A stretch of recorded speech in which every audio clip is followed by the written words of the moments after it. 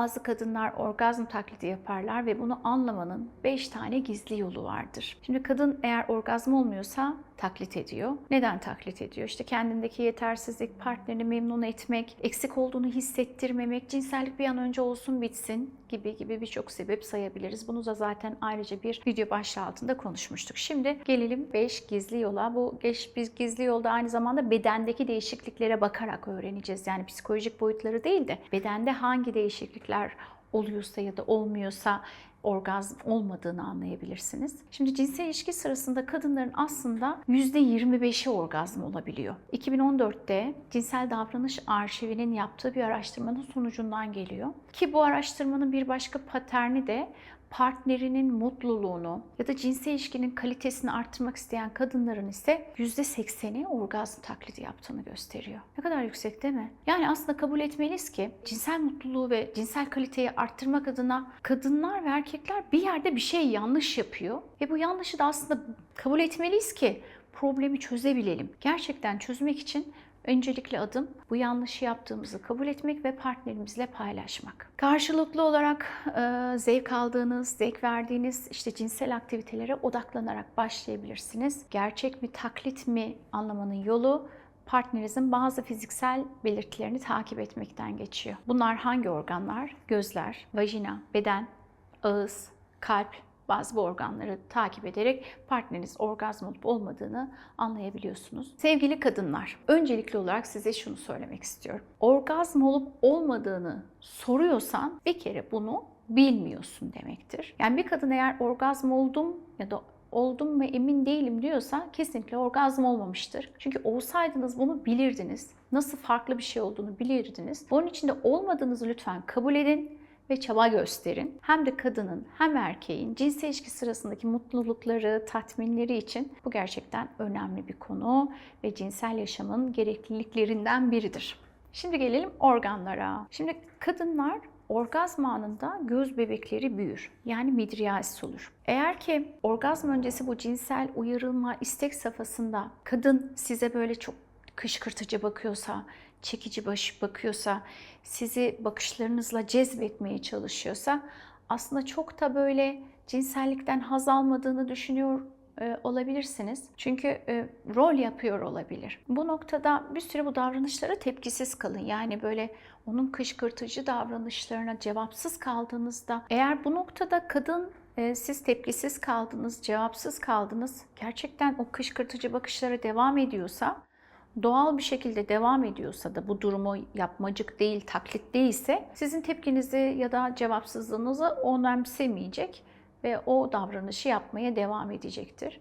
Ama sizin tepkisizliğiniz karşısında eğer rol yapıyorsa, gerçekten sizi etkilemek için yapıyorsa, sizi heyecanlandırmaya yönelik başka yollar deneyecektir. Bir çözüm, bir fantezi kurmadığı için gözlerindeki o hareketleri takip ederek yorum yapabilirsiniz. Bu noktada şunu yapabilirsiniz. Gözlerini kapatabilirsiniz yumuşak ve nazik bir şekilde. Sizi göremediği için kışkırtıcı bakışlar yapmayacaktır.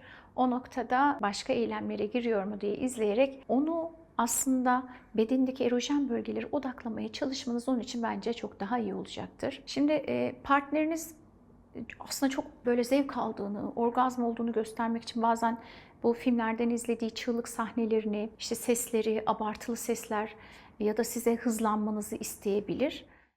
Bu noktada rol yapıp yapmadığını anlamak için hemen karar vermeyin. Çünkü kadınlar genellikle orgazm alırken öyle çok yüksek konuşamazlar ya da işte büyük çığlıklar atmazlar. Gerçekten böyle bir zevk içindeyse sizden hızlanmanızı da beklemezler. Kendisi o noktada pozisyon alırlar, kontrolü ele geçirmeye çalışırlar ve kendi deneyiminden zevk almaya çalışırlar. Cinselliğin ritmini ve penisinizin idaresini ona bırakın. Bu noktada da vajino içindeki o kasılmaları hissettiğiniz zaman işte o noktada taklit yapmadığını düşünebilirsiniz. Sizin temelde yapmanız gereken şey klitoris ve çevresine dokunmak, odaklanmak. İşte klitorisi bulamıyorsanız partnerinizin size bu noktada yardımcı olması için ona soru sormak ve samimi fısıltıyla konuşmak onun için rahatlatıcı olabilir. Bu noktada partneriniz size rehberlik edecektir, etmelidir de zaten. İstediği gibi hareket ederseniz onun zevk alması için elinizden ne geldiğini, neler gelebileceğini gösterebilir. Onu da aktif rol almaya davet edebilirsiniz. Kadınlar orgazm olurken genellerinde sırtlarında böyle bir yay gibi bir gerilme hareketi yapar. Ama kadın böyle o sırada şekilden şekile giriyorsa, yoga yapıyorsa, yok kıvrılıyorsa, tuhaf akrobatik hareketler yapıyorsa aslında rol yaptığını düşünebiliriz.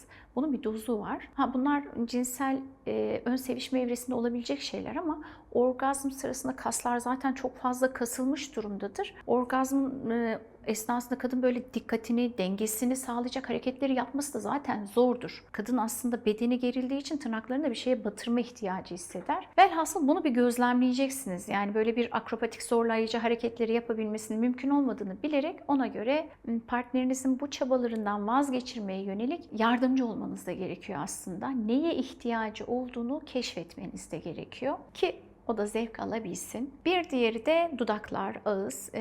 Partnerler ilişki sırasında böyle çok tahrik edici sözler söylüyorsa size, yani kadınlardan bahsediyorum, bazen gerçek olmayabiliyor. Çünkü orgazm sırasında genellikle partner çok konuşamaz. Eğer konuşuyorsa, sizi tahrik etmeye çalışıyorsa, işte mükemmelsin, hayatımın erkeğisin vesaire vesaire böyle, hatta bazen dirty talk dediğimiz böyle kirli konuşma da yapabiliyorlar. Her ne kadar ön sevişme evresinde bunları duymak erkekler için tahrik edici olsa da aslında orgazm anında kadınların böyle cümleler söylemeleri çok da mümkün değil. Çünkü çok başka bir boyutta olur. Zevkten kendini kaybettiği bir haldedir. Genellikle kadınlar orgazm sırasında çıkardığı sesler çok anlamsız. Çığlık değil, fısıltı şeklinde ve bu bizim en önemli kriterlerimizden biri. Orgazm anında kendinden kopmuş gibidir. Siz o sırada böyle kısık, fısıltı şeklinde konuşursanız ona da bu noktada yardımcı olursunuz. Şimdi bir diğer organ kalp.